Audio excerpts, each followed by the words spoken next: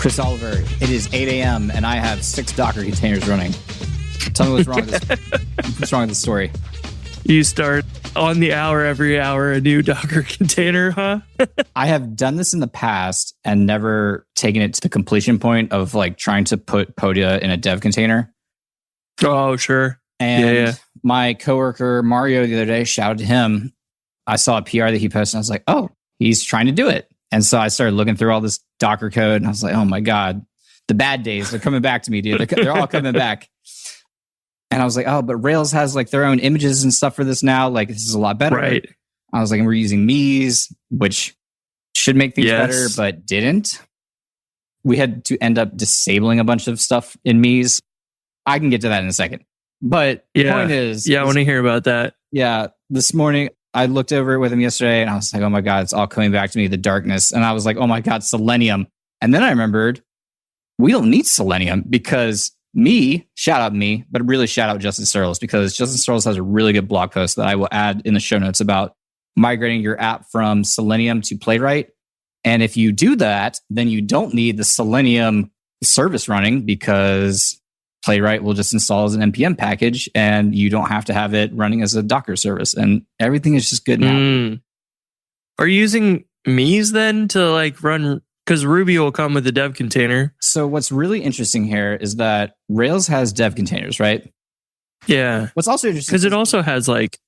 The dev container uses like the Ruby image, but then has the additional plugin for Node. Node is a separate pack. So what's really interesting is that there's the dev container repo, and then there's the dev container templates that are in the actual like Rails repo. Yeah, like the features thing. Yeah, like the actual like template files. And what was interesting is that my coworker Mario said he generated a Rails app and just basically took the stuff from there. But I guess he didn't have whatever freaking flag that Rails wanted in order to generate like the Node stuff too. So he was kind of like following what they were doing elsewhere. And I kind of came in, I was like, okay, here's a few things that we need. It was really just like forwarded ports. I think that was like the only thing I was like that the template used that I was like, oh, I think we need that. But you have to install Node.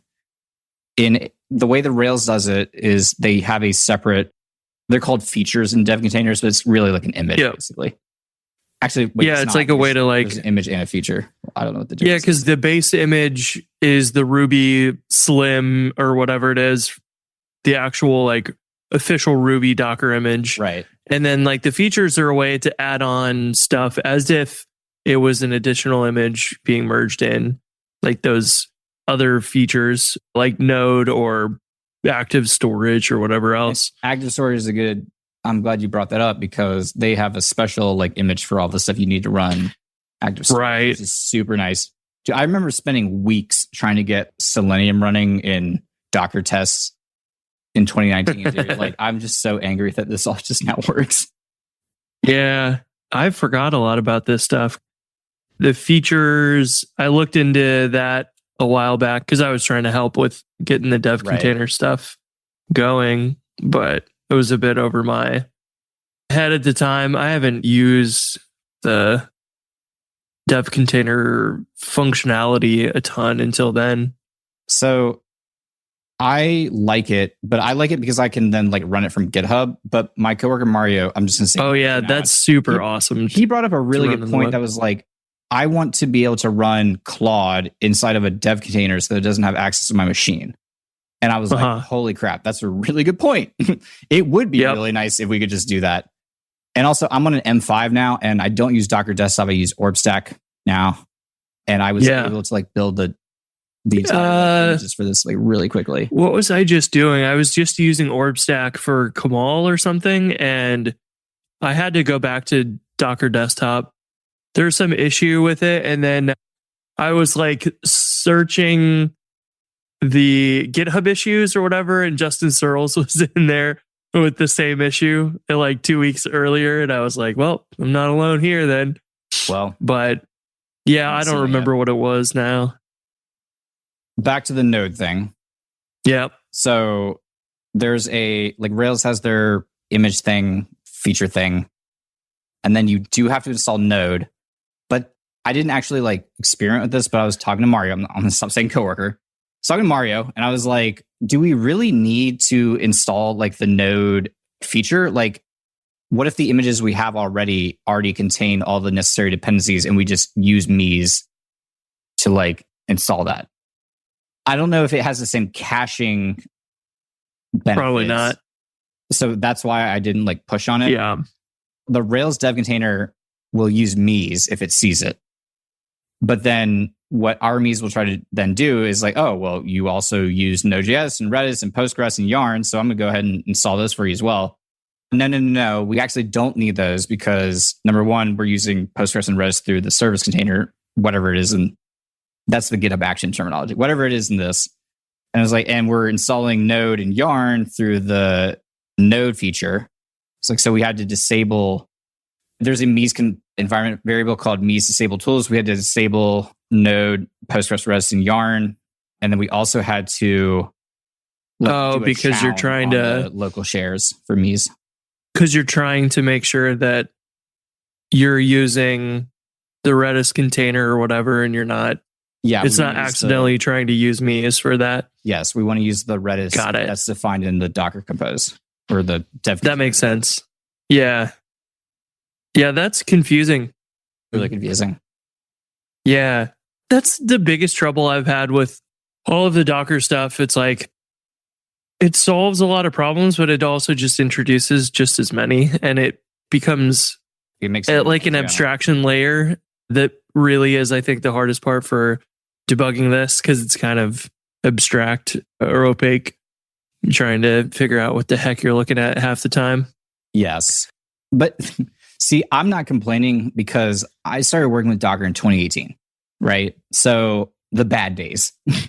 Things were not good. But they're not still the bad days. No, not comparatively. No, absolutely. I remember being like, it's come a long way. I have to rebuild my images. I'm going to go take lunch because this is going to take 30 minutes to an hour to run. Now I have an M5 Mac.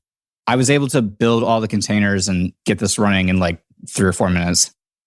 Yeah, I noticed, what was it with Kamal recently? I'm on an M3 Ultra on my Mac Studio and like having that building AMD 64 images was still like pretty darn fast, even though it's not native and it's transpiling them or whatever for building those images. I was impressed because that was when I did that originally on my whatever. Maybe it was the other way around. It might have been on my Intel iMac doing the like multi-architecture build and including ARM there or something. It was 45 minutes to build one image. It was insane. Yeah. Now, like, common sense has shifted a lot. And it's like, hey, Docker is great in production. And if you're not running Docker on a Linux, then you really shouldn't use it in development because it's just going to make everything awful. And I used Docker in development for years. And we had like multiple apps. So it made sense they were using Docker, even though they switched to Heroku by the time I started to leave. But it made sense that we had tons and tons. I had like hundreds of gigabytes of like Docker volumes. Like it was just right. And developing in it was awful because if I save a file, I have to wait a few seconds because of the massive amount of like lag between the Docker file system and the Mac file system. Yeah, it was awful. Has OrbStack been working reliably for you?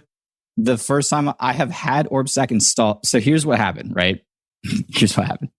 A few weeks ago, I wanted to try to run our GitHub Actions locally using that Act service or whatever the hell. And it didn't work, but I couldn't even get Docker Desktop to even run on my Mac. So I was like, this is stupid. But I know I need Docker. Like there's stuff that I need Docker for, like random crap I do. And I was like, okay, I uninstalled Docker Desktop and then I installed Docker, just the straight up command line stuff. So I'm like, I'm not going to use Docker Desktop. I'm just going to use it straight from the command line, use the configuration files. Cool. And then I was like, this is stupid.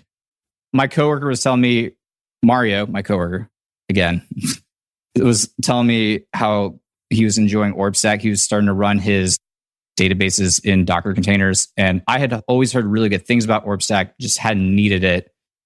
But I was like, okay, get rid of all the Docker stuff I installed locally, get rid of all that, just install OrbStack. Today was the first day I've actually even opened the application, and it just worked. So I didn't even open it. I don't even know what the OrbStack like GUI looks like. Like I just nice opened it so that it would run. Honeybadger helps you fix errors, eliminate performance bottlenecks, and dig into the details faster than ever before. With support for Ruby, Elixir, and 8 other languages, it's the best way to gain real-time insights into your application's health and performance. Keep your apps fast and error-free at honeybadger.io. That's www.honeybadger.io. You've been reminding me, so I've been working on this SaaS series for GoRails, and how sassy? In it, very sassy. In it, we deploy the SaaS app to a production server using Kamal and everything, and like want to just show end to end, like let's build a product idea, let's go build the app, then let's deploy with Kamal, let's make some changes to production, the whole flow of what it would look like if you were building something and you get it to production and realize this isn't working or whatever. Those little things of like, yeah, it's hard to test a cron job locally because you're not running it the same way you would in production or whatever. So I got excited and was like, we'll use the new local registry so we don't have to use Docker Hub or GitHub's registry or anything else. And for the life of me, I haven't been able to figure out what exactly is going on, but my deployment will work, say, the first time, second time, but I feel like if there's a bit of a delay and I like record a video and come back an hour later and run the deploy again, it will go through most of the process and then it will hang and it will just get stuck somewhere. And it's usually around, I think, the local registry forwarding. Is that line 10 where it hangs 10? Sorry, continue. Got him. The puns are just all over the place this morning. Jason's I'm trying to compensate. I know. I'm kind of jealous because it's like 39 degrees and windy here, so it's freezing. But Florida, I know, is better weather right now. Yeah, so guess what? I believe that it uses local SSH port forwarding so that when you like push your image or whatever, it goes from here to your production servers from your local environment. The forwarding gets set up and that way your production servers can pull images. And I think the registry maybe runs locally on your machine. I haven't looked too deeply into it or whatever, but I believe it's something related to that because what's hilarious is it'll start to hang during the deployment. And then the production server metrics, like on DigitalOcean, they just stop and I can no longer SSH into the server. The server itself stops reporting metrics to DigitalOcean, which is not good.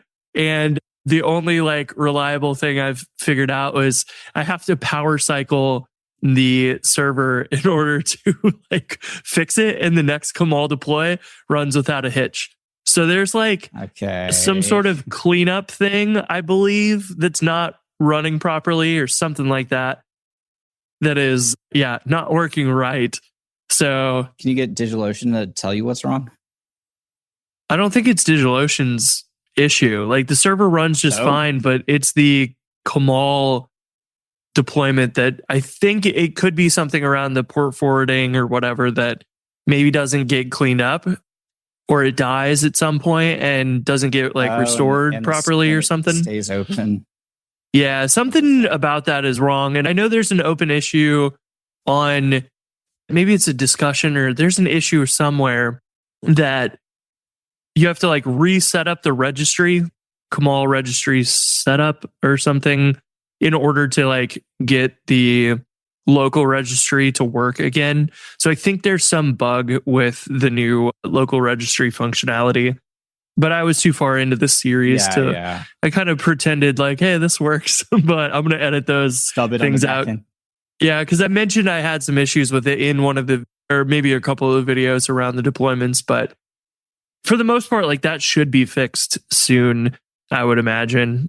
that is such a cool feature that, yeah, maybe if you're a big team, pushing to a Docker registry makes more sense than using a local registry. But if you're a small team, one person, two people, whatever, doing a Kamal deploy with a local registry is perfect.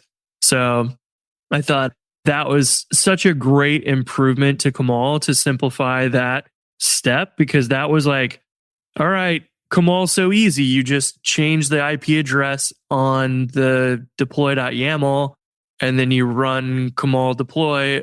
That's all you do now, rather than you change the IP address, you go to Docker Hub, you create an API key, you set the permissions, you copy the stuff, you put it in the credentials file, you this and that. And it just became like very distracting to go through all those steps. And now it's like, you got SSH access to root on a server, boom, done. So it is slick as hell when it works now. So I'm impressed. It's pretty cool. My little brother is building a Rails app right now, and he's asked me to look at it to like give him some feedback, which is... Did you tell him to put it in a dev container? No, because a new Rails app comes with all that stuff out of the box. Like I was like, why do you have Docker and Kamal files in here? I didn't say that. I was like, what the hell are all these files? I was like, oh, well, Rails new. And then I was like, oh, but you're not running Tailwind CSS via the Tailwind CSS Rails gem. And I was like, oh, well, you probably didn't know weird. That was an option because of the 8 million command line flags for Rails new. I literally saw a Mac app get released on Product Hunt the other day that was literally like, hey, all this Mac app does is you push buttons and it gives you like a Rails new command. And I was like, we're at that point. I was like, number one, I'm not shading the person who made that. That's cool. I'm just like, we're at that point where we need a freaking Mac app to generate a Rails app. That's what the Ruby on Mac installer thing, to configure Ruby on your Mac. It's fine as a product and stuff, but like it's a shame that it even needs to exist at all, and really shouldn't exist. It should be free and easy for people to get started with Rails and Ruby on their Mac. And my argument still is we need precompiled Rubies. You're going to go learn Node because you can just download Node and it runs on your Mac. There's nothing to it. You're not downloading dependencies and homebrew and compiling things from source just to get Ruby installed. I've taken the time to go make sure my tutorials show you how to compile Ruby from scratch. So you don't need Ruby for Mac or whatever it's called. But if you do have troubles, then like that's why people go and use that product. But it's like it's too freaking hard and it shouldn't be that case. And part of it is that prefix that gets precompiled. So like it's the directory that gets compiled into the binary of this is where Ruby lives, which means you can't like move it around. So if you put it in the Mies folder, you can't move it to ASDF or vice versa. That is really frustrating. And it's like, I wish we could just slap a environment variable that overrides that or something. Maybe that's all that there needs to be to change that or whatever, but I doubt it. I haven't done much C code in a long time, but I'm hoping that there's conversations on multiple people's ends about building stuff like that. And I know that Gem Co-op was using the homebrew portable Ruby as kind of a foundation to do that. But like, that's not going to go. They're only doing like the latest versions of Ruby, which is fine. But ideally, people who, you know, inherit an older Rails app or whatever that runs Ruby 2.7 or something, it'd be great. It'd be great to have that portable too. And it's like, one of the things we need to solve as a community sooner than later. It's just frustrating. Like if we want adoption of Ruby and Rails, and like it's an ideal language for the AI era. It's such a good language for computers to speak and for humans to speak. We should be thriving right now, but it's just not the case. And it's too hard. Further illustrate your point, I opened this Rails app that my brother had created, and I was like, oh, it's on Bundler 2.4. I was like, your freaking Ruby must be messed up, right? So I was like, oh, well, but turns out I had already migrated him to Mies. Shout out me. So he was running Mies via Ruby. And I was like, okay, well, then I'm just going to update Bundler. I type bundle update -- bundler. Bundler does not update, dude. I start losing my freaking mind. I tried every command I could think of to like update bundler, and it just would not update. I was like, dude, this makes no sense. It literally says it's here, but it won't update the gemfile.lock. And I was like, this is ridiculous. Like, why am I spending time on this? Yeah. I have some interesting like workarounds because like when you run gem update system, that updates like Ruby gems, which also updates bundler. And for some of the older Rubies, but like not in your gemfile.lock. Well, yeah, you have to run bundle update dash bundler. But that didn't do it either. That didn't do it. Sometimes I have that issue with appraisal. When I'm working on pay or something, I'll do bundle exec appraisal update, and that will run bundle update. But I don't believe they have a bundler flag, so they like filter what flags are allowed in the appraisal command. And I think that's one of them that's missing because I'll have like the main gem file for just testing pay on the latest stuff. But then I have all the appraisals for the other modifications of Rails 7, Rails 7.1, Rails 8, yada, yada. But yeah, I have to manually go edit those gem file locks to like update to the latest bundler in them. Because it'll update all the other gems, but not that lock. What was really annoying is I was like, okay, I just want to make sure I'm not a crappy developer. So I deleted the gemfile.lock and ran bundler, and it used the correct version that I wanted. But yeah, it'll do the latest version. If you don't have one, it'll run the latest. And yeah, it's confusing. I did see that bundler 4, because the Ruby 4 preview 2 is out. Looks like bundler version 4 is part of that. I ran the gem or the system update yesterday, and I saw bundler 4 preview download. Yeah, it's interesting because I guess they're going to maybe keep it in sync now with the Ruby version, maybe. I'm not sure. Also a little confusing is when I ran bundle, because I just run bundle, right? And I expect that to run bundle install, but in the new 4.0 version, it's not going to anymore, although it just raised a warning when I did it. So I'm not sure if it's actually being deprecated in 4 or if that's going to be deprecated fully in 4.1. Yeah, I'll have to look at the changelog. I'm going to maybe install, or let's see, this is beta 2. I may install that locally and run bundler and jumpstart and stuff against it. Just see how it goes before it comes out. Yeah, I can't believe it's, less than a month away for Ruby 4 to ship. Dude, don't Christmas. Don't say that to me. I found out that I have like 3 weeks left of work. Is tomorrow Thanksgiving? Yeah. Cool. Surprise. Hi, I'm Adam from JudoScale, and like most of you, I'm never going to be as smart, funny, and good-looking as Andrew and Chris. But hey, at least they let me sponsor their podcast. I'll make it quick. JudoScale is an autoscaler for Heroku, Render, Fly, and AWS.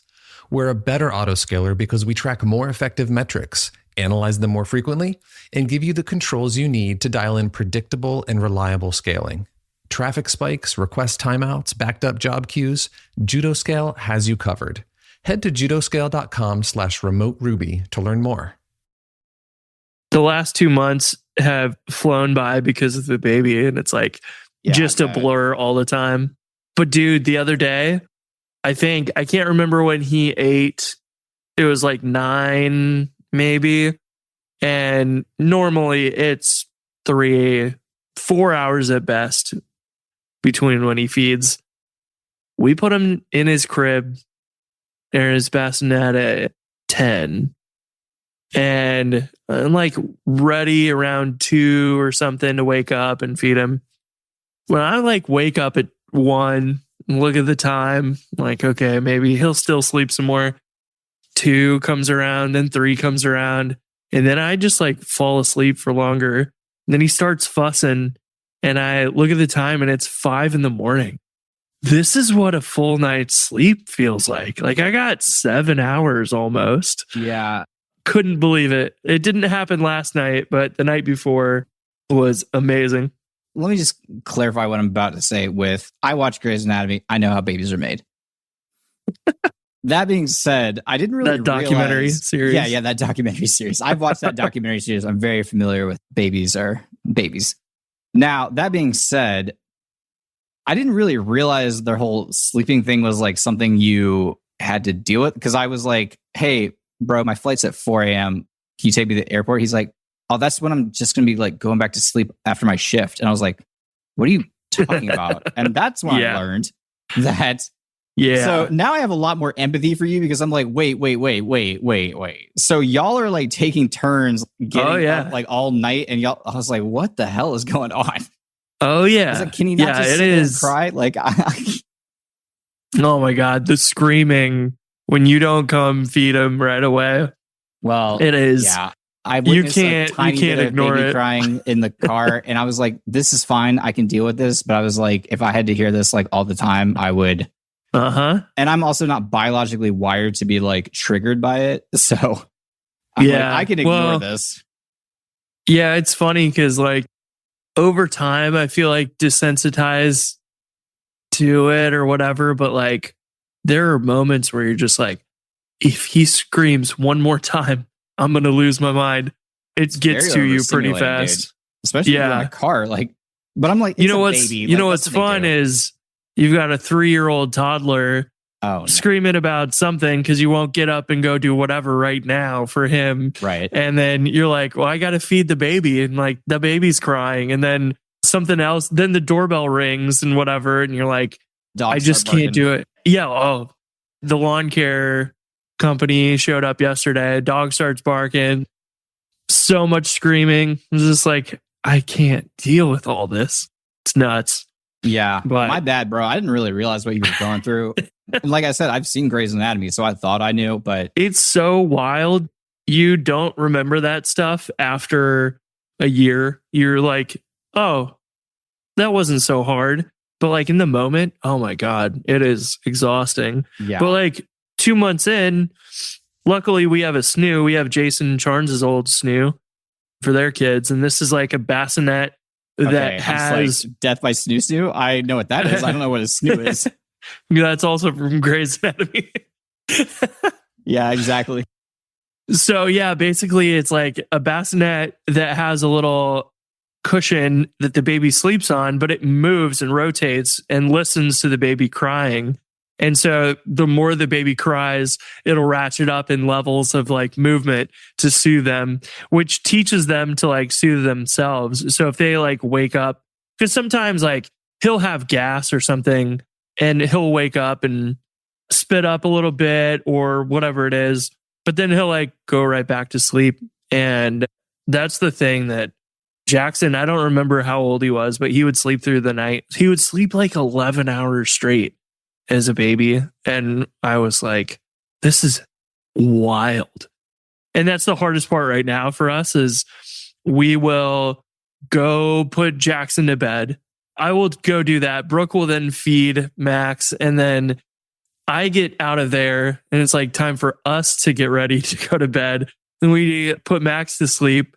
But then you want to watch like an episode of TV or something before you fall asleep. So you do that. But then there's only like a couple hours before the baby needs to get up and eat again. And then we've got to rotate 2 or 3 times throughout the night like that. And then in the morning, you got to get Jackson up, get him dressed while someone's trying to feed the baby, take the dog out, take the trash out. Don't forget to do the recycling, whatever. It is just like a full-time job of wrangling children and pets and basic chores, trying to even just have energy to do the laundry or the dishes. My friend John has a 3-month-old baby. That's who I was staying with in SF. On the first day I was there, like the first morning I was there, he's holding the baby and I'm like, this baby's freaking cute. Like, it's a cute baby. He sits there and looks at me with a straight face, like the straightest face you could possibly have. And he's like, dude, you need to go get a baby. He's like, you could do a surrogate or something. Like, just go get one. And I was like, wait. I was like, yeah, just go, number one, just go buy one off the shelf. I was like, number one, you're not my friend if you think this is even within the realm of possibility. Number two, do it alone. I was like, I've been here for 12 hours and I already know for a fact there's no way I could do it alone. Yeah, I don't know how people do it alone. I don't know like either. Shout out to them. Or even in the opposite situation, like Aaron Francis had 2 sets of twins. So at one point he had 4 children under the age of 3 or something like that. No way, dude. I can't even do 1 or 2. Probably going bankrupt from the daycare. Yeah, we I just learned got about our that too. The prices. we of just got daycare. our rates Bro. for 26, and yeah, Bro, if I quit software, I thought I was going to be an electrician. That's false, dude. I'm going to go run a daycare because Dude, you don't want to do that. You do not want to do that because the parents are horrible. We went to school Self and snitching right now. we went to school to pick up Jackson, and he's playing with the little kids that are like a year younger than him. And it's like, yeah, turns out one of the parents was like threatening the school about some sort of rule that they think the state has or whatever. So then the school's like, well, we just have to play it safe. Hopefully our lawyer or whatever can go figure out, are they actually correct or not? But then, of course, it's the holidays, so people are on vacation and whatever. So it's been like a week or more, and they still haven't figured out, are they in the right or the wrong? And like they have already followed all these rules and policies and everything. Yeah. But they're trying to do their best. And it's like, well, this obscure thing that they could have totally just made up. Now we got to do a bunch of research and figure out, are they right? Did we miss something? Whatever. And it's like ChatGPT's job. Yeah, there you go. This is what my ChatGPT lawyer said. You're wrong, bro. Yeah, this is what Sam Altman said. It's draft me up a lawsuit real quick. Hey, ChatGPT, I want to sue this parent. It's nuts because then it's like the space, like Jackson's the oldest one in his classroom, so they can't move him up because the classroom above him, where all his friends are now, he doesn't have room there, and they're booked complete for like probably months. Yes, there is churn on some kids moving and leaving and whatever else, graduating into like actual school instead of a preschool thing. And it just ends up where we're like, okay, he doesn't want to go to school anymore. He loves going to school and learning things, but now he doesn't want to go because all of his friends have moved up to a different classroom. So he feels alone with all these younger kids. And like, he's just not being around the kids he wants to play with and learn from and whatever. And he's not being challenged. And you don't want to go into that. It is a profitable thing, maybe. Dude. Then you don't have to worry about any of it. Then he doesn't get any friends. Yeah. He'll be like me, dude. Bro. You had friends that moved up. Sorry, now you have no friends. Yeah. Now you have mom.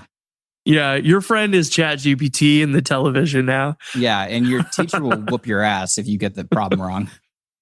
You could just make ChatGPT make you your homeschool curriculum and then also execute it. Dude, and it would probably be more accurate than the curriculum that I got. Now that I've gotten a little older and I've learned some things, dude, I'm like, wait a minute. Oh, man. What do you mean the Earth is 4,000? Wait a minute. But if uranium, I don't know, dude. I don't want people to come for me and call me a socialist or whatever. All I'm saying is like, it just seems like childcare should be like something that is more easily accessible to people. Yeah, it is insane. But it's also something that's so risky that like you'll get in serious trouble if you, I mean, it's people's kids. So it's whoop your kid's ass, bro. They're like, now that we have our kids in daycare, it's like you end up getting recommended an article. It's like, yeah, this daycare killed somebody's kid. Good God. I can't even imagine that. And but that's an anomaly though, right? That's an extreme.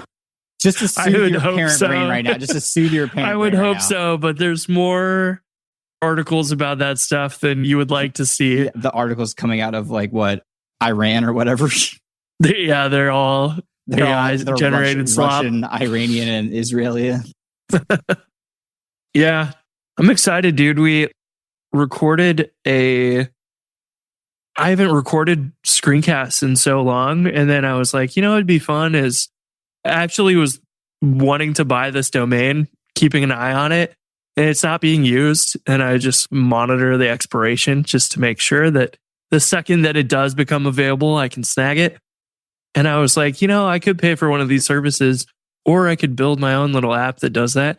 And then I might as well, if I do that, make a screencast on it. I was going to say, I swear someone just told me about, like, they were making a course about this like the other day. Oh, wait, that was yesterday. Yeah, it was pretty dope. Like, it's 20 episodes long now, and it's kind of like, let's start with the premise of monitoring domain expirations, and then let's go build the whole thing. So like Monday, Wednesday, Friday, we're dropping a new episode on it, 20 episodes. First one's like, how do we get the expirations? Then let's build the Rails app. Let's think about users and the data model and registration. Then we like go build the UI and build subscriptions, set up the Stripe account, API keys, get it deployed with Kamal. Then think about like, okay, we need background jobs to check the expirations and send us emails when they're expiring soon, whatever. There's so much stuff we end up building in there. And then like, yeah, you might forget something because you're playing with, or you're so focused on this like feature. And then you like look at the app 3 days later, like I did in the series. And it's like, wait a minute. I added a domain like google.com that expires in like 2028, 3 years from now. You know, we don't really need to check the expiration of that very often, but like we probably should regardless because they might extend the expiration and we want to know about that. But we only need to check that once a day or something, whatever. It's not a week or a month, maybe. It's not that often. I mean, if you want to get notified right away on a change, then like, sure, once a day is good. But then it's like, well, if the domain is available, you want to know right away, relatively quickly. And like, you don't have to do it every hour, but I think we ended up just saying like, let's start with doing checks for all the domains every 4 hours. And then you can go optimize this for your business where it's like, yeah, if it expires in 3 years, don't worry about checking it all the time. But like you can decide and add more logic to do that the way that you want it. So it's kind of fun because we end up thinking about all those little nuances.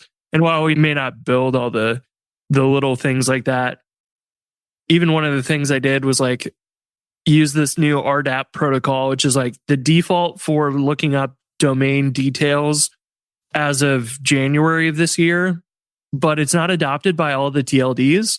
So I build the whole product and then drop in later on hatchbox.io. And then it's like, oh, that domain's available. And like, no, I'm clearly pay for that. But that's when you find .io out. domains. Yeah. And it's like, well, that's interesting. RDAP is the new thing, but it's not adopted by the .io, TLD, or other ones. So we also need to have a fallback to who is. And this is the cool part of building like a SaaS product and showing that in a series, because it's like you start with one thing that's simple and it feels very trivial to build your product. But over time, you end up with all those little nuances and details of like, we'll try and use the modern thing. But if that doesn't work, we'll fall back to the tried and true thing that eventually will be deprecated. But like we still want to have that just for safety and to make sure things work properly. And then we go and keep doing all that and building out all those little things that eventually like you have a product like Podia that has so many nuances and details built into it. Turns out, yeah, you could build course software real quick. Very basically, Dude, I'm so entertained by what's going on behind you. She woke up and thinks he's got the zoomies, dude. She's been going in circles. Yeah. She was just at my legs looking up at me like, you ready to play? And I'm like, it's like, nope. It's not the time. You're not supposed to be talking to that guy right now. Yeah, put on your headphones, dog. Yeah. We're podcasting. What I like about this series, and I think I'm going to do a lot more of these in 2026, but the thing that feels different about this is like, it's actually real world products and the decisions you make compared to sort of the academic. Here's how we calculate how many golf balls fit in a whatever shopping cart or school bus or whatever, like just random made up things. But then in school, you want to actually learn like, what do people do in the real world at their job, like their engineering job or whatever. They teach that at school, bro. They don't. But that's why like this kind of content in GoRails is more fun because like we get in the weeds and build actual things and it's not all sort of academic and simplified and stuff. So I had a lot of fun with it and like got more ideas of like, we should build a job board with payments, like one-time payments, and we should build a whatever, just a bunch of little products. And yeah, that was the idea. Is so you just typed in our chat of building Jobboardly, which was originally the app that I built for our job board. Then was like, hey, Jason, do you want to hate your life and run Jobboardly instead? And then that turned into a product that he made some decent money with and sold and got acquired and stuff. And it's like, that's a perfect little product that we could showcase. He's gone the distance of importing jobs and like scraping and or whatever other features you might want to pay for. But like, we could totally build in this series a job board where you submit jobs. We send you an email to manage your job posting. It automatically expires after X days. You could pay for it. It could be free, whatever. All kinds of little things we can do along the way. Like even in the domain monitoring thing, I was like, let's talk about some onboarding. On the homepage, I want you to be able to type in your domain. We redirect you to register, but we cache that domain in a cookie. So when you're registered successfully, we automatically create the domain, and then it's like, boom, there. Now you just got to pay. That's nice. Convenient stuff like that normally a academic video or education video is like not going to talk about. But if we build a real product or think about it like we're building a real product, then all of a sudden you're doing some pretty nifty little things. And so it's been a fun project. People seem pretty excited about it. So I'm excited to start dripping it out. And Go Rails is on Black Friday sale. Nice. Let's see. This episode on Friday will be next Friday. Yeah, this will be after the Black Friday sale. But maybe if you're listening and you missed the Black Friday sale, you just send me a message and maybe I'll hook you up. Wink, wink. So no, send them to me. Still have a role in all this. Yeah. I'm the go. Hey guys, you want that cheap? I got that cheap. I like open up my like coat. You're the back alley trench coat guy. It is interesting though, because like I said, I was helping my brother with the Rails app. It was really interesting to kind of see like some of the stuff that he was concerned about, or the stuff that he wasn't doing, or the stuff he was struggling with. The first thing out of the gate, he was like, "I want you to review this. Like, I have some of these things I want you to look at, and I need suggestions." And I was like, "That's like a big thing to ask." And because it wasn't very like a scoped question, I was like, all right, I'm just going to put this off, because that's why I procrastinate on things that don't have like a clear objective. Until finally yesterday, I was like, I need you to like create GitHub issues and break this thing down that you have and into GitHub issues. And it was really interesting, kind of just like, he's like, well, I've never really done that. And it's like, okay, well, let's talk about how we break down tasks. Why do we create GitHub issues? Like, instead of sending them via text message, like, how do we implement that into our workflow? Like, what are the Git workflows? And I was like, I feel like these things are important for newcomers to like learn, because those things get skipped over because it's so quote unquote trivial. It's like, oh, well, it's just freaking GitHub, right? Everyone uses GitHub. So you kind of skip over like, oh, well, this is what like an issue workflow looks like. This is how you triage. This is how you break down tasks into smaller tasks, like, which is a fundamental component of being a software developer. But I think the most interesting part was like, I was setting up this app and I was like, where's your freaking database, dude? And he's like, oh, it's on Subabase. And I was like, huh? And so that's when I learned that Subabase does support Rails applications. Didn't know that. And they have like a free tier, and that's why he was using it. And I was like, can you just walk me through why you're using it in development and also in production? He's like, well, in the future, if I want to scale, blah, blah, blah. And I was like, okay, this is a great learning opportunity, right? Why are you worrying about scaling your database when you have 0 users, right? Some of those like concerns that he had, and the reason he chose like a hosted database to run in development was, oh, well, number one, he was worried about, I haven't really learned a ton of SQL. I don't really know a lot about Postgres. I'm kind of scared to like try to run this locally. Completely fair. And it was like, number two, it's like, well, I did some research and everyone's saying that Subabase is the best way to like scale your database horizontally or vertically or whatever, and for scaling and stuff. And I was like, okay, but let's take a big step back. Why are we worrying about scaling the database when we're still working on designing the views? So it's kind of interesting to like see like the little things, right? Because those are like, in my opinion, like that's such like a small thing that I wouldn't even think about going over that with someone. It's like, oh, well, how do you create effective GitHub issues? Like, how do you install a database? Like, how do you run a database locally? Should you run the database locally? Yeah. It's interesting. There's so many little nuances to all of that. And some of that stuff becomes impossible to teach.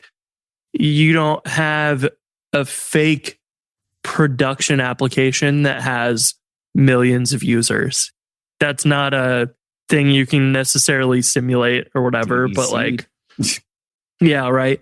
But like production database to simulate production traffic hitting your app and then deploying it and trying to make sure that you can teach whatever blue-green deployments or whatever it is, that gets pretty tricky where it's like, yeah, we don't really have a way of showing this very easily. Those are tough, but like as much of that you can do that mimics the real world decisions of like, look, right now SQLite and Kamal is going to work great, but at a certain point, maybe we have whatever the situation is, Planet Scale or something makes more sense to run as a production database. Your SQLite database is just a file on disk. So let's say you have some data analytics person that needs to connect to it and run reports or whatever. It's like, I guess maybe we could use Lightstream or something to like make a copy and a backup of the database and work off of that or whatever. There's ways to solve that, but it's like having real production examples of, yeah, it's Black Friday. Here's a massive amount of traffic. This is why we should use autoscaling with Jutoscale and Planet Scale for our database and whatever. Those are interesting. And actually, Jutoscale had a really good blog post that I was reading yesterday about their metrics calculations of like, what is the percent usage of your web server? So it's like, we can count the number of requests per second or something. It's just not a good, easy thing to do. Like we'd have to poll and try and figure out that number. But it was cool because they like show their final solution was like, well, why don't we just keep track of the times of when a request starts and ends? And then we don't have to do any polling. We can just have them simply write some extra data as part of the request. And then we can use that to calculate during this time period, what was the percentage usage here? It was at 44%, was it 80%, whatever. And we don't have to calculate the total number of requests plus whatever that might be too heavy-handed on collecting metrics and whatever. That's real world, awesome production stuff that you learn the hard way. You build it the naive way. You put it in production. You realize, oh, this is not checking often enough, which means that if there was a blip of really high or low activity, we don't even see it in our final data like they show in the blog post. That's a problem. So that's not really giving us an accurate thing. But you wouldn't know that in your fake simulations when you're just doing development for the first time of that feature. So then you get to production and you're like, yeah, this is not right. This is a problem. We need to come up with a different approach. Those are really pretty tough to like do in an educational Well, I mean, so way. we had some dynos that were starting to like go over their like memory utilization because they had some long running jobs. We had no idea. All of a sudden, the straw broke and things started like crumbling down. And it's like, what the hell is happening? It's like, oh, well, we ran out of memory on these dynos. And it's like, well, why didn't we know about that? And that's why I know Jamie doesn't listen to this podcast, but that's why I would like Grafana.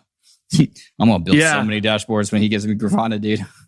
Yeah, that's why it's so valuable. Because especially when people are in big enterprise, like Grafana is a very common tool to be used in the enterprise, but like it makes sense. If you're running thousands of different services, you have no idea what the hell is going on unless you can look at a graph and see like anomalies and whatever, like spikes and all that.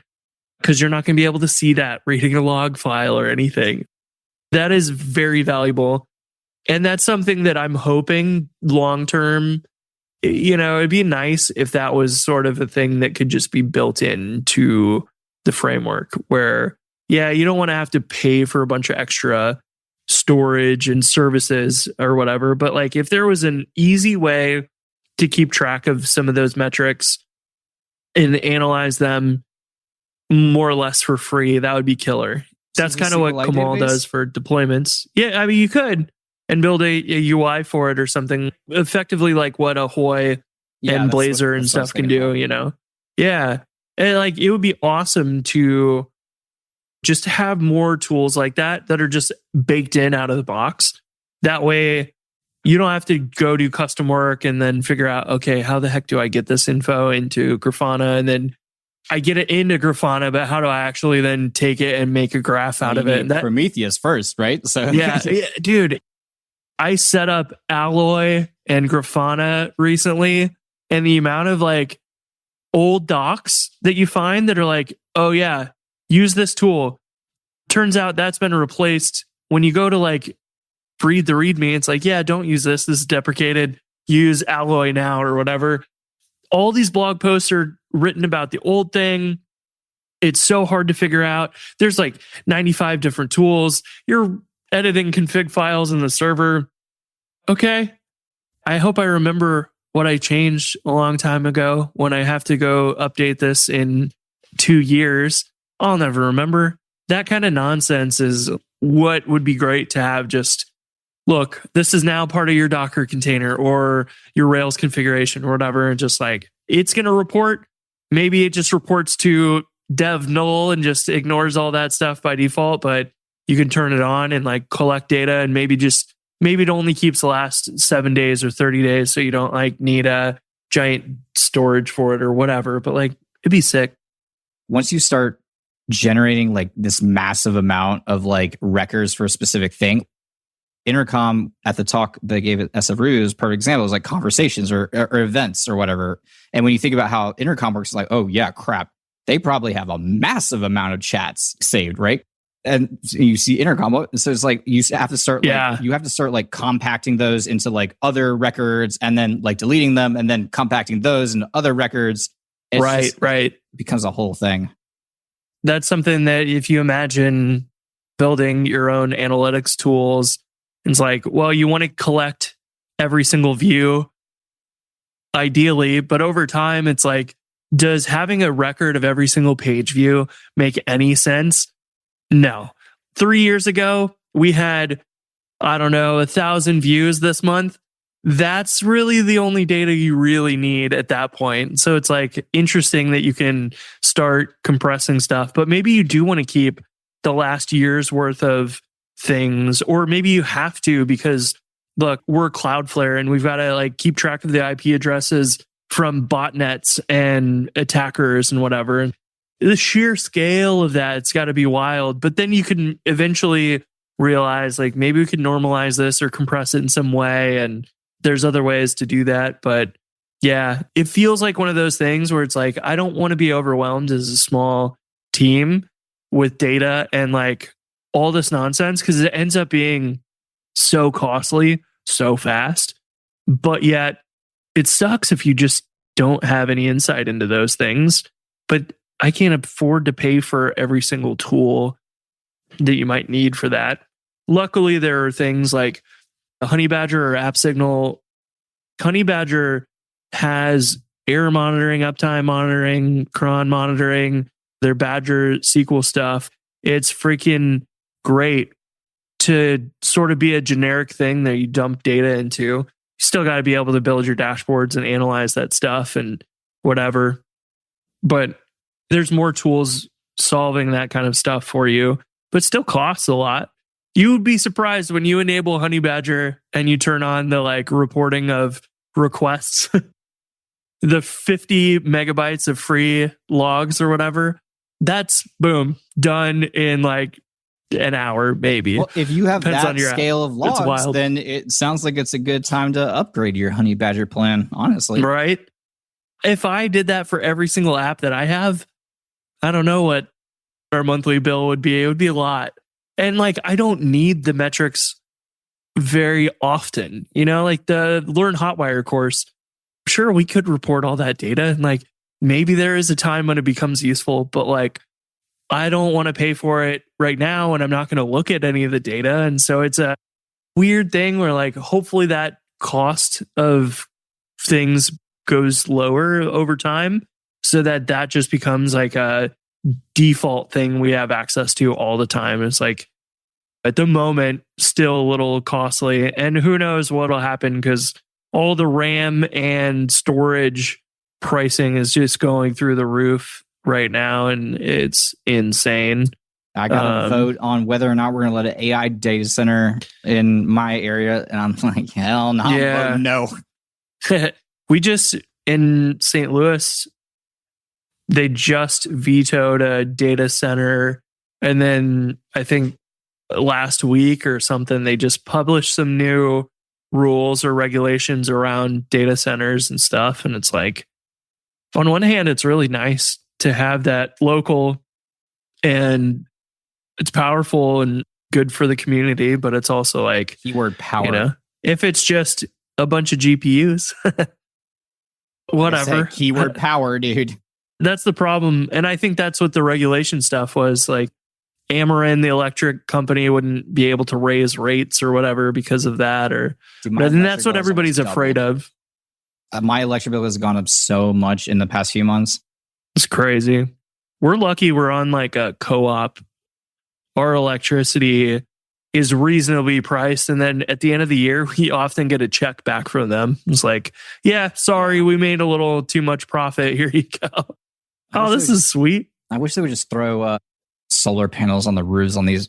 They're all over Arizona, right? Because it makes sense, right? We get 340 plus days of sunshine. It's like, if you could just throw some of those panels up on my roof, then I wouldn't have to pay so much in electricity.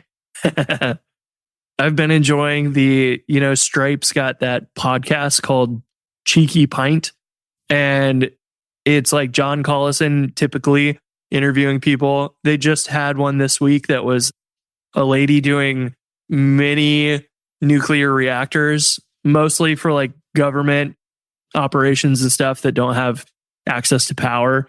But there's another guy they had interviewed recently about solar as well. And it's like really interesting to think about those. We're like, yeah, this is probably an unprecedented time for needing access to massive amounts of electricity and whatnot. And the lady this week was talking about nuclear is starting to come back, as like people aren't afraid of it. And it's like what? Yeah, well, that's the thing. Is bad? like, I'm confused about that. Well, because of, everyone watched that Chernobyl docuseries. Yeah. There's nothing wrong with nuclear power. I don't know why they're reopening 3 Mile Island. Microsoft is helping do that or whatever. And she said something about like the radiation that escaped with that scare. I don't even remember most of the details about it, but it was like less than the amount you would be exposed to in an X-ray or something.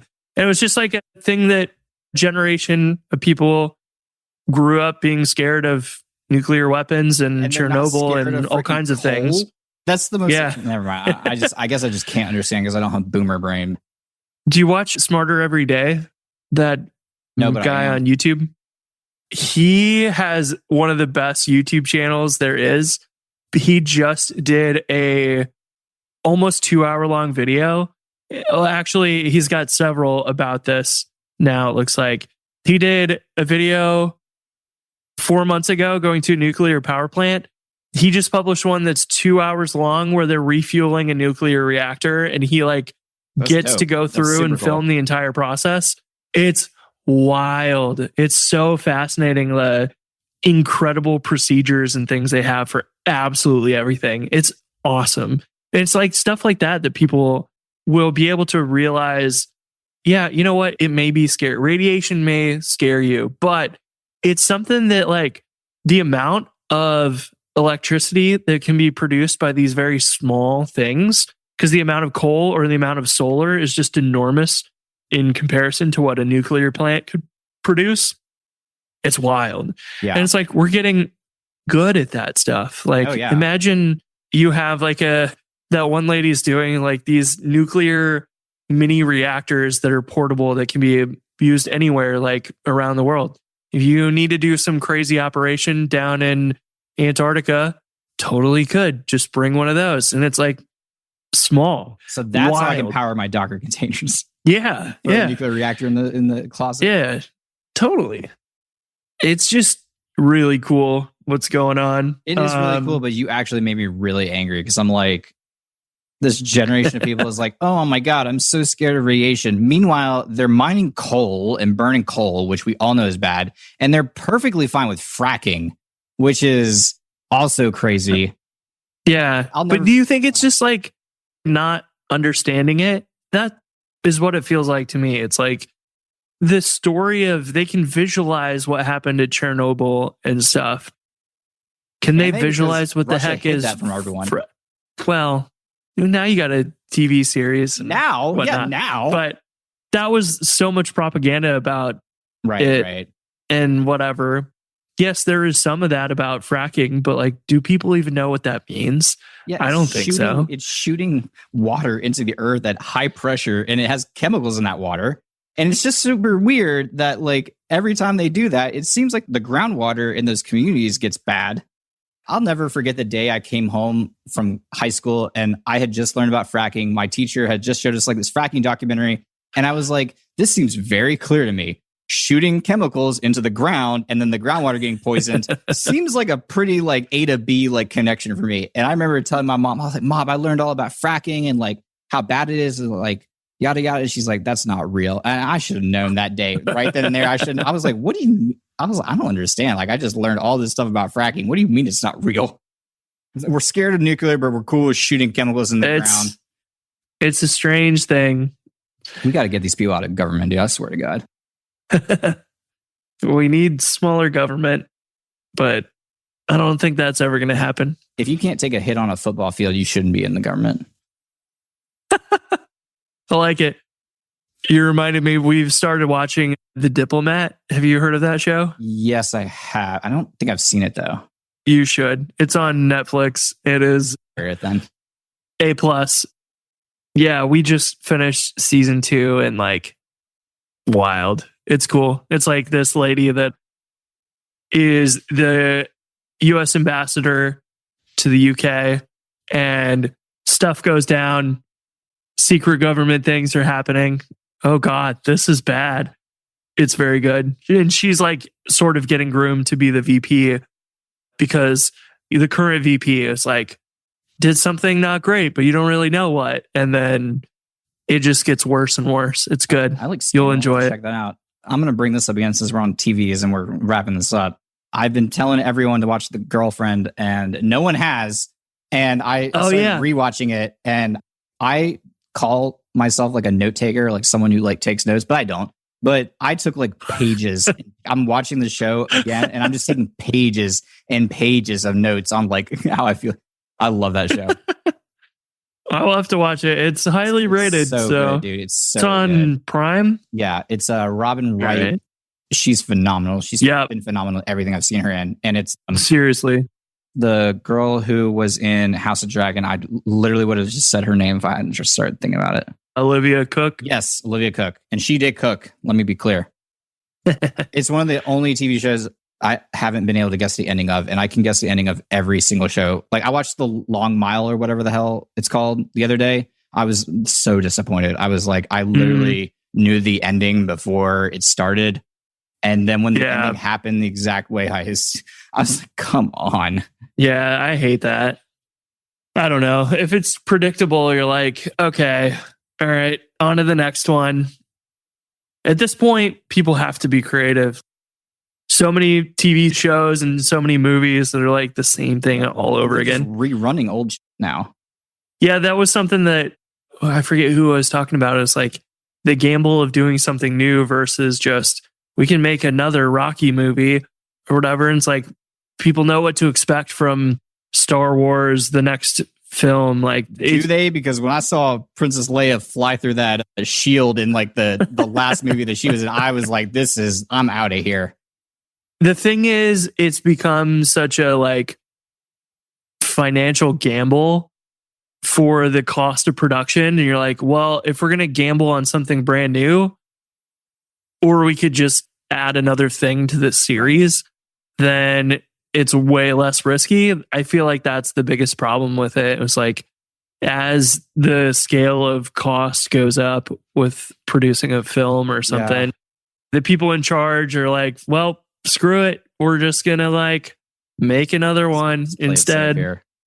It sucks because it's the same thing in like video games too, where it's like the same old. Call of Duty, Black Ops. Dude, I didn't even buy it, dude. I was like, I'm not buying this. Like, why would I buy this? It's literally the same game. I've enjoyed Borderlands, the original ones, but they couldn't even get the Borderlands 4 right. Brooke enjoyed playing those, and I was like, I'll get it on the Switch and we can like play together on the TV. They like straight up just canceled that completely and refunded us because they know they can't optimize the game to run on a Switch 2. That's wild. And just like gave up on it. We're not upgrading to Rails 9, screw it. Yeah, I mean, it's insane. Just wild stuff. But yeah, we've been, maybe AI could optimize it for them. Yeah. Just get AI is going to replace all the developers. Oh, crap. I almost forgot about this. This is the most important thing I meant to say the other day. I learned about the baby attention industry, right? So these shows like Bluey and Cocomelon, they're doing these studies, and whenever the baby like looks off the screen, they're like, pin that right there. We got to add something flashing right there. Oh my God, that pissed me off, dude. That made me so angry. As someone who has massive attention issues, I'm like, dude, this is the worst thing I've ever heard. We really try not to let Jackson watch Cocomelon and stuff because it is exactly that. But what we do let him watch, which I'm very happy that he enjoys, is like Blaze, which is this race car. But they have like robots that are doing something, and then they teach him about friction, or they ask him, how do we like kill this robot? Do we use a banana or a hammer or whatever? And it's like they're teaching him stuff, and then he's like, they'll pause and ask, should we use this or that? And then Jackson will answer correctly, and we're like, okay, well, that's good. Like, he's clearly learning something. Right.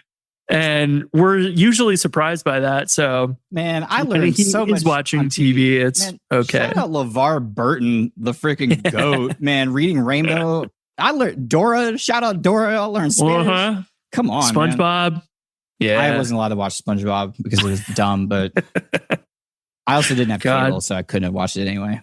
We didn't have cable either, so I never got to. But yeah, I saw a lot of True TV though. See, that's the thing. When you don't have cable, you get these other channels that like are way worse. Cops. I literally grew up watching murder documentaries, and I wonder if I've got like this dark sense of humor. Yeah, it's totally. I just remember that's an equal replacement. Like, are you allowed to watch this? And I'm like, yeah. And it's like a really dark, like husband murdered wife, this forensic show. Oh my God, dude. Yeah, I remember like we didn't have cable, so there's very few options to watch things. And you're like, okay, you really rather me watch this? All right. I guess we're learning out patricide today. But that was where I ended up getting into like computers and games though, because I was like, wait a minute, could I make a game? What is this program? How do I write code? Because I remember being cheap, and in high school, I didn't know any networking. We had dial-up, so I was like, I don't know what a router is versus a switch. Routers are expensive. Could I buy a switch and play games between these two computers at home? It doesn't sound like it without whatever. So then I ended up taking a Cisco networking class in high school, and they're teaching us about like the direct crossover cables that you can use where you don't need a switch or a router. And I was like, sick. And he's teaching us how to make Ethernet cables and crimp them. And I was like, can I make one of these that's 20 foot long and take it home? Yeah, sure. And then I'm like, cool. Now we can play StarCraft together with me and my sister. And I really just hope that I can do that kind of stuff when Jackson is expressing interest in learning more of how to build stuff. All right, whatever you want. Let's go get a Raspberry Pi. Let's go. It's not JavaScript. Yeah. Even if it is JavaScript. Oh, hell no. See, that's why I can't have a kid. I can't love it. He's going to have to write it on the front end at some point, bro. Nah, AI will do that. Jeez. I'm not raising a JavaScript developer. There you go. Yeah, that'll be interesting to watch if he does get into programming. You've just got Pass on the torch, Claude. dude. Start with Claude. What even happens? How does he struggle to wrap his head around concepts and things if AI can just generate stuff for He's him? gonna be Does he struggling even to pay for the tokens, dude? That's Yeah. This is why I will also make him do some tough labor or something. well, Manual. I spend work. 3 hours every day outside of McDonald's begging for tokens. Like, it's rough out here. Yeah. And the last month, people are like, dude, I'm not going to give you my Monopoly pieces. And you're Yeah, like, yeah. I just need tokens. I just need tokens. You know, you need to go out in front of like a Chuck E. Cheese and ask for tokens. It'll be really confusing. Do they still I thought Chuck E. Cheese went through bankrupt. I don't know, but I just sent Brooke a screenshot of Facebook Marketplace because somebody had taken down the Chuck E. Cheese mouse sign. Yeah, they took all the Like- animatronics out. Well, this was like the sign on the outside of the building that's like 7 or 8 foot tall. And someone just has it in their garage and was selling it for a few $100. And I was like, you think Jackson needs this for his bedroom? They are still open. So I was wrong. I used to love Chuck E. Cheese, dude. Yeah. Charles Edward Cheese, as I call him. Yeah. I was that kid that like didn't have any money, so they were on their hands and knees like trying to grab tokens like that rolled under the machines and crap. Oh, yeah. Especially when you like had your allotment that your parents give you. And then you're like, Oh yeah. I spent it all. What do I do now? We're going to have to go home if I like come back Yeah. and say I'm done. Then you start getting scrappy and you start scrounging. That's when you find out who's a grinder and who's not. Yeah. This is why we don't hang out with Bob anymore. He just like went to the parents and told them he was out and left. We hang out with the kids that are creative. Yep. All right. We've been yapping. So Yeah. I have like code to write that I'm probably not going to write anymore. Yeah. Good thing It's my the boss day doesn't before listen to this. Thanksgiving. Like, Oh, I just keep wanna forgetting that. yeah, luckily we're not doing our family stuff at our house until Saturday. We're going to Brooke's parents tomorrow and they're cooking everything. And I'm like, yes, I just get to relax for a day. But then Saturday, we got like 17 people coming to our house. And I'm like, oh no. Well, you want to know why I've been saying on the past few episodes, I'm like, I'm not worried about Black Friday. You want to know why, Chris? Because I have Judo Scale in my app. So Boom. give a hell. Like it will just work and I will go about my business. I don't even need to know when it's Black Friday. I didn't even know tomorrow's Thanksgiving. So why would I even know what Black Friday is when I got Judo Scale? Yeah, I bet that's a very, very popular time for Judo Scale to be quite active. So what happens when Or Judo adopted Scale right before. gets all the downstream traffic from all the like people like us who are trying to scale? It'd be fun to hear from them, like their metrics of how many rescale or resizes that it does normally, like on an average October, and then see what happens in November or something. Be kind of cool. Oh, last thing before we go. Whenever you create a new Laravel app, it has like this really cool interactive terminal thingy-majig where it like walks you through like the setting. Like you can pick the options for like what you want in your Laravel app. I need someone to make that for Rails and I'm not going to do it. So I know one of you can. And I feel like Vladimir talked about this in his Rails X talk at SF Ruby. And I think that's like one of the most, especially after seeing like now my brother like go through, it's like we need an interactive Rails new command. I need to be able to like select, instead of like having to know the flags, I need to be able to select ESBuild, Webpacker, Bun, hell, Yeah. and Tailwind. And Yeah, that's what we did in Jumpstart many years ago, because I took that from WordPress, which was like you extract WordPress to a folder and then you visit your IP address and it's like, hey, welcome to WordPress. What's your database credentials? What other things do you want to set up here? And then boom, you're done. And I was like, dang, this is slick. I would love that experience for Jumpstart. So we did that, and like that would be killer to have built into Rails too. Yeah. And it's like the Rails, when you Rails new, you just get put on a page with the Rails logo and that's it. Yeah. And it just needs the next steps there. Yeah, That's what it really needs. And I know they want to keep it simple because it's stuff to maintain or whatever, but like it really does need something to help you go from there.